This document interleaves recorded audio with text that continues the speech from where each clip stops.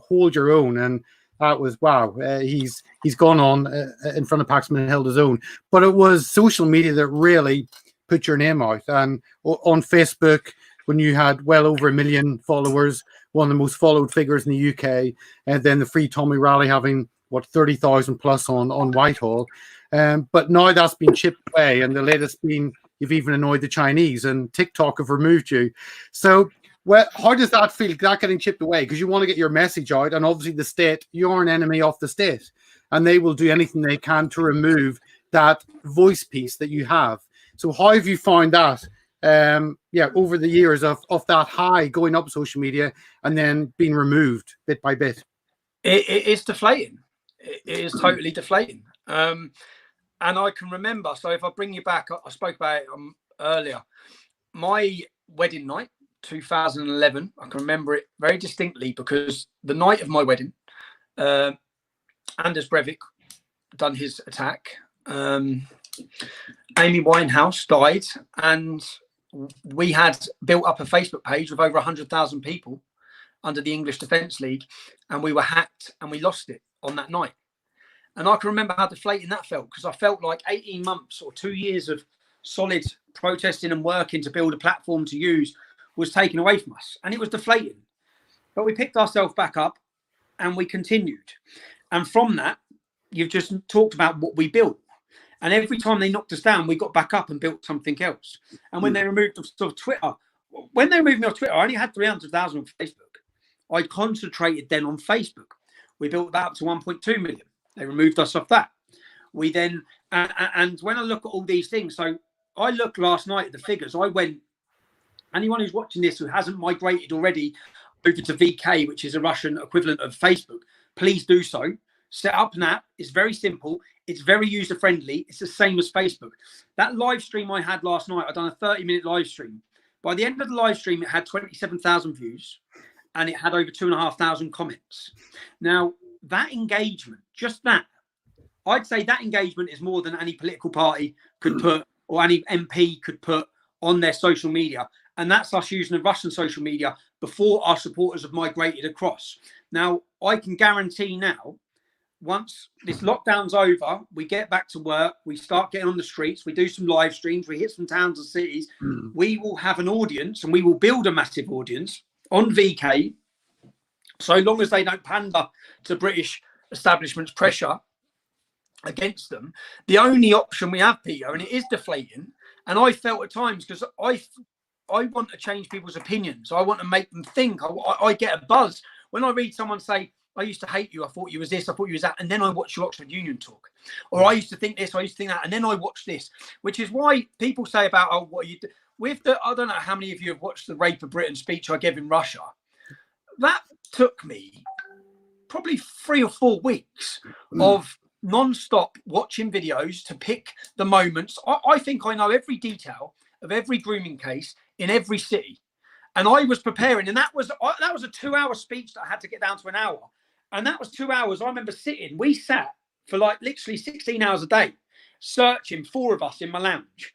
So because I know that a talk like that, like I gave at Oxford University, or like I gave about the police, or like I gave in Danish Parliament, is one of those moments where if people actually sit and watch it, they actually get the facts and get what our argument and think, oh my God.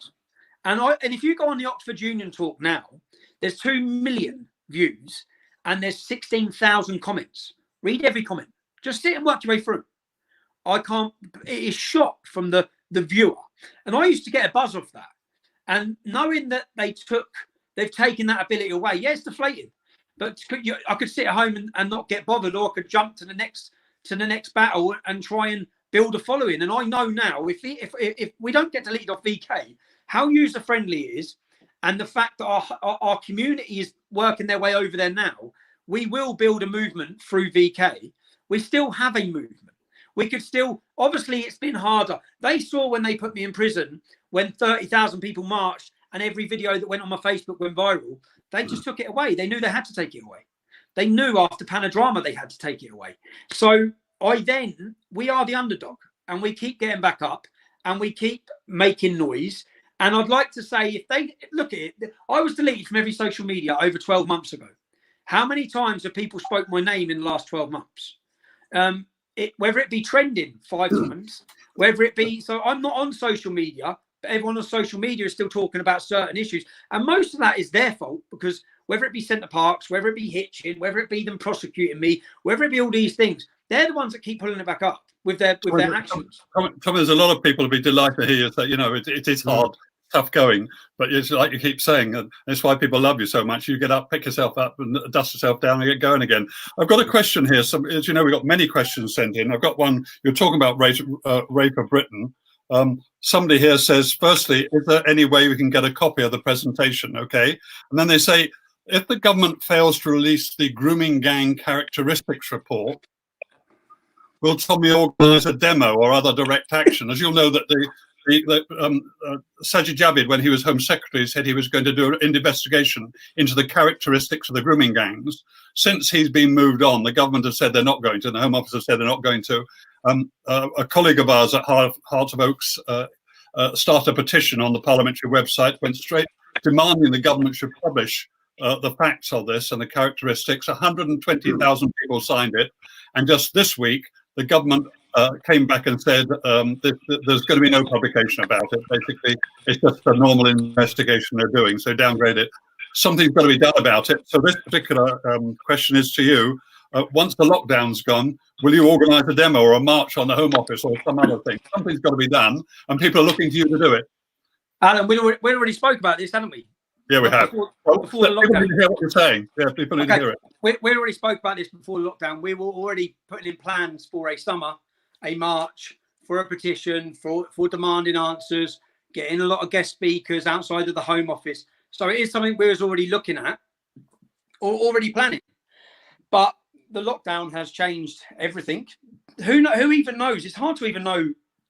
I'm trying to read to see what the forecast is, where we'll be in a month, 2 months, 3 months, how far they'll take the new laws they've just passed for themselves against all of us, especially against organisations or people who are trying to speak out against them. They've just granted themselves a whole load of powers, and I can't even see them giving them up. They have these powers for 2 years, right? But the answer to your question is simply yes. I'd like to highlight as much as I can and put as much pressure as we can on the government to release that report. The reason why they won't release that report is everything that is in my Rape of Britain speech. If you want to watch it, just put in Tommy Robinson banned video. That'll bring you to Alex Jones's video link. It's the same as YouTube. And you'll see the Rape of Britain talk, which is all of the answers and the evidence and the proof, which categorically proves through Islamic scripture and doctrine that the rapes committed are justified and are sanctioned with Islamic scripture. Many, in fact, the witness testimonies, not from me, but from the victims, all clarify the comments made by their rapists and the justification given by their rapists. Their rapists say it's because they're scripture. The victims say it's because they're scripture. Every bit of evidence points, the numbers, the statistics all point to a link correlating between the perpetrator's faith and their scripture-based ideology and the crimes they're committing. And our government and all of the media and all of the corporate scopeless media all say it has nothing to do with it. Now, that report will categorically prove everything we've been screaming our heads off about for the last 15 years. It will prove we're right, which is why they won't release it. And in the comment they made after the petition that had 120,000 signatures, they made a comment that extremists will use this, extremists, probably meaning us, will use this to further further cause dissent between different communities. And then in the other breath, they say that rapists come from all different faiths and communities. Well, if what you're saying was true, then how could we use anything that's in your report to cause division if it doesn't prove what we're saying? Now, we know it does, but the answer is simply yes. When there has to be, the whole country should be demanding. The only way you stop this crime or you prevent this crime or you raise awareness of this crime is to understand it. Understand why they're doing it. What justification are they using to do it? But of course, one of the problems, Tommy, is that the local authorities and the local police in Rotherham, in Rochdale, in Telford, and all the other places, They knew this was happening.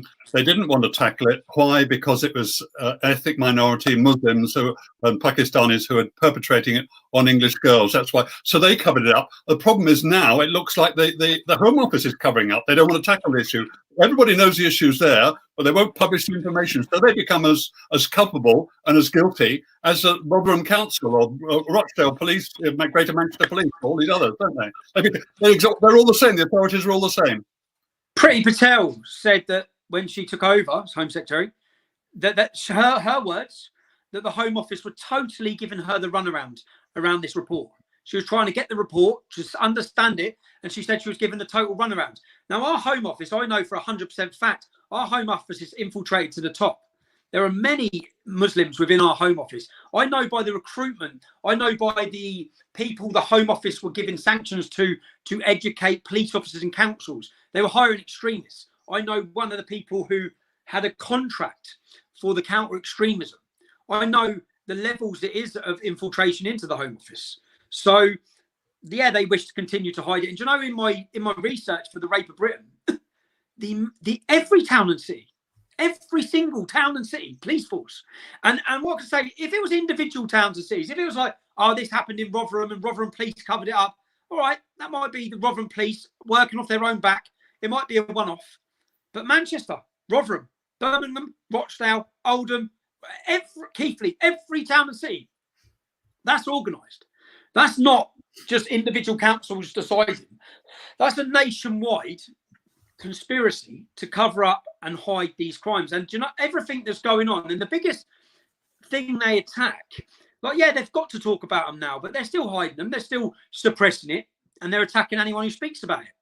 And as I said, I think that if you look over the years, people get more angry with me than they do with the rapists.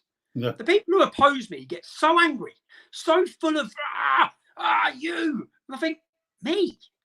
Like, hold on. Like, these men have tied a young girl up, raped her, tortured her, and beat her, and you're not batting an eyelid. You hadn't even made a comment about it.